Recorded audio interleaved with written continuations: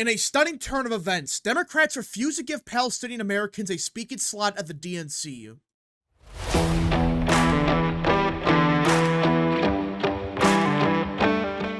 What is up, people of the internet? It is me, Real American, back again with a new video, and today we have to talk about the 2024 presidential election because the Democrat Party is making a massive mistake, and I know. You could argue that this entire convention has been a joke, whether it's the technical difficulties, whether it's the fact that some people within the Democrat Party can't even get into the convention, whether it's Biden speaking at midnight, whether it's Tim Walz giving a 5-minute speech that sucks. It's been a complete joke.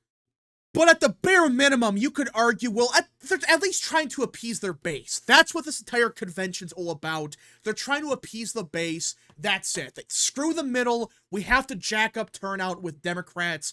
That's what they're trying to do here. And before last night, it seemed like they were successful. Like, they didn't say anything or do anything dumb that would have pissed off their voters. But that all changed last night. Look at this headline. Democrats refuse to give Palestinian Americans a DNC speaking slot. This is not a typo. This is not a mistake. The Democrat Party, knowing full well they have a big party divide over the issue of Israel, they decided, you know what? Screw half the base. They want a speaking slot? No, we're not going to give them anything. Think about that for a second. The Democrat Party knows damn well they are completely split over the issue of Israel. That's a fact. That's not a theory. That's not an opinion. It's a fact. Half the party is more pro-Palestinian. The other half is more pro-Israel. And they know that these voters could possibly cost them the election. And instead of giving them a speaking slot, think about that, just 5 minutes. They had to give them 5 minutes, just one speaking slot, and you could say, see? We gave you what you wanted. Now vote for us. They couldn't even do that. They're either arrogant, incompetent, who knows. But they said, no, we're not going to give you a single speaking slot. Meanwhile, we run 2 hours behind every single day. We have a bunch of people that no one gives a shit about speaking, but we can't give you 5 minutes. What a total joke. Can you imagine that for a second? The Democrat Party knows they have a problem with progressive voters, with Muslim Americans, and instead of giving them just 5 minutes, they decided, you know what? Well, we don't need them. We're going to ignore what they have to say. Get them out of here. And as of now, this has completely backfired. You have a bunch of delegates, not just uncommitted delegates, but a bunch of Harris delegates saying, this is bullshit. They should have a speaking slot. You have a bunch of congressmen and women saying, this is bullshit. They should have a speaking slot. And now you have organizations such as Muslim Women for Harris. They're openly saying, we're done. We disband this group. We will not support Kamala Harris this November. This is a big deal. And the fact that the Democrat Party just doesn't care, I'm just shocked. You would have thought that with all the issues they had with the war in Israel, they know damn well that if they say or do something dumb, it could split the party into two. And they are given a golden opportunity to just, at the bare minimum, appease some of these voters. Like, okay, you want a speaking slot? Here you go. That's all they had to do. Just give them a 5-minute speaking slot and you're done. But they either don't care, they're incompetent, or they just think, we're going to win them anyways. It doesn't matter. Well, I'm starting to believe they're not going to win these people back. The fact that you have organizations now fully disbanding after what happened here, do you think these people are going to restart these organizations if they disbanded them? Do you think these voters, despite begging for months just for some kind of recognition, that they're going to come back to you now? For many people in this movement, this was it. This was the national convention. Tens of millions of people are watching. And everyone knows it. Everyone's watching the DNC. And this was a perfect opportunity to get their message out there. And they said, yeah, we don't need you guys. Get out of here. What an arrogant decision. And I really believe this will cost them support. Now, I'm not saying that half the party's going to vote against Harris now, but do people forget how many uncommitted votes there were in the primary? Look, Wisconsin, 48,000 uninstructed votes. Minnesota, 45,000, 19%. Michigan, 101,000 uncommitted votes, 13%. Listen, on paper, that doesn't seem like that much. Like, okay, only 100,000 here, 48,000 there, 45,000 votes here. On paper, that doesn't seem like that much. But then you realize, oh, wait a minute. Wisconsin was decided by like 20,000 votes. If there are 50,000 Democrat voters that decide, you know what, I'm going to vote for Jill Stein, Cornel West, or just not vote. That's the difference between a Trump victory and a Harris victory. Now you see why this is a big deal. These are just people that voted in the primary. I guarantee you, after what happened here, this is just going to piss off even more people, because not only is this a slap in the face to millions of voters, but with how the Democrat Party handled the situation, they just reignited the entire issue. Because now everyone's talking about it. They're saying, hey, wait a minute. There's a reason we protested just 3 months ago. Oh yeah, because the Democrat Party, they suck on the issue. They backstabbed us. And now this confirms to everyone that they screwed them over. And I really believe a lot of these voters are going to say, you know what? Go lose. We may disagree with Trump, but you know what? If you're going to screw us over, we don't care. We're just not going to vote. We're going to vote for Jill Stein, Cornel West, whoever. That's why this is a big deal. On paper, it seems like a small deal, like, oh, it's only a speaking slot, who cares? But then you remember that just a couple months ago, there were fears within the Democrat Party that there was to be a split over the war in Israel.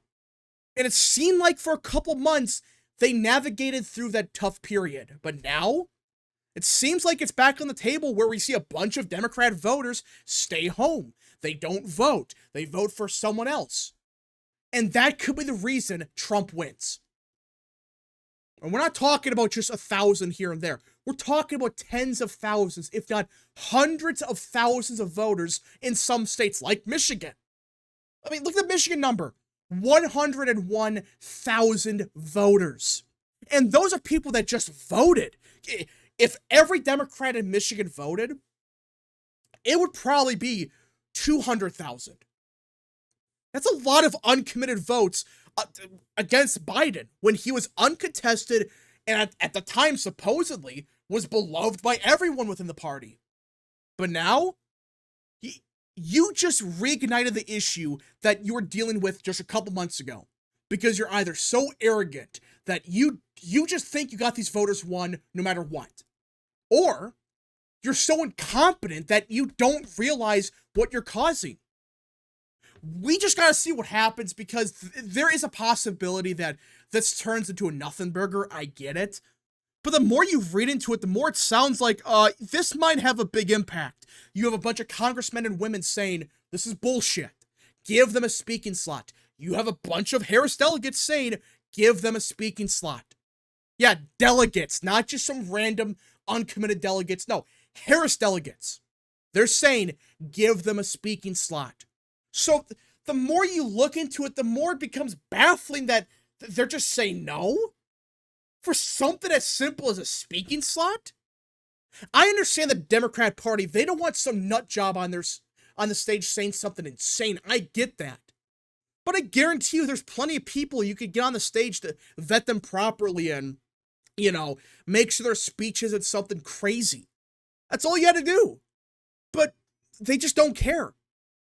And at the end of the day, if Harris loses, you may have to look back at this decision, because there's a chance it does cost Harris a lot of support within the Democrat Party. That doesn't mean it's half the party's going to vote against her.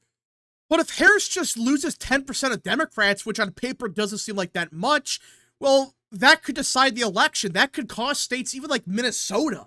You know, that she could lose Minnesota if like 10 to 15% of Democrats don't vote for Stein, you know, even vote for Trump, which is going to be such a small percent of that 15%, possibly. But there are still be some that vote against Harris, vote for Trump, just to spite Harris in the Democrat Party. Now, the biggest issue Democrats have now is, what do you do?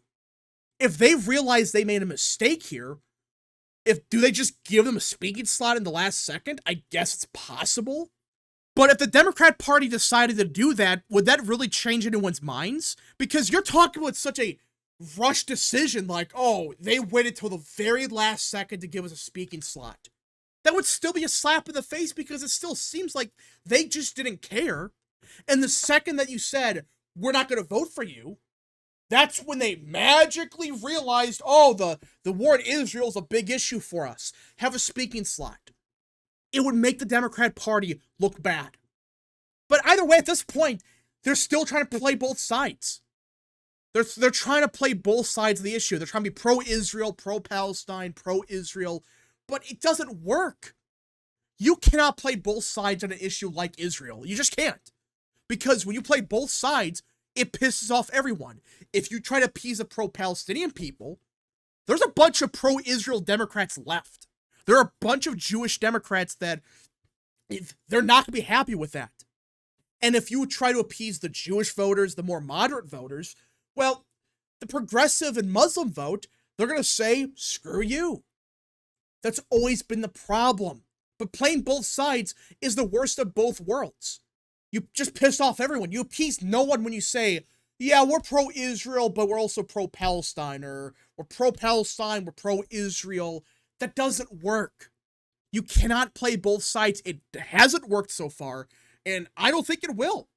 I really don't think it can work anymore, because this is a slap in the face. It was teetering. Like, it seemed like for a couple months there, the Democrat Party started to avoid the issue. But because of their pure incompetence, they brought the issue back to the forefront. And now they have to deal with it. We just got to see what happens. Again, I'm not saying this will be a 20-point shift in favor of Trump, but we could see this issue amplify throughout the rest of the cycle. Like, we get closer to the election, and the Democrat Party might realize, oh, wait a minute, we made a big mistake. We have like a couple million voters that are not voting, they're refusing to vote. Hell, they may be voting for Jill Stein or even Trump at that point. Yeah, we're cooked. We just got to see if that happens, which I still have some questions about that happening.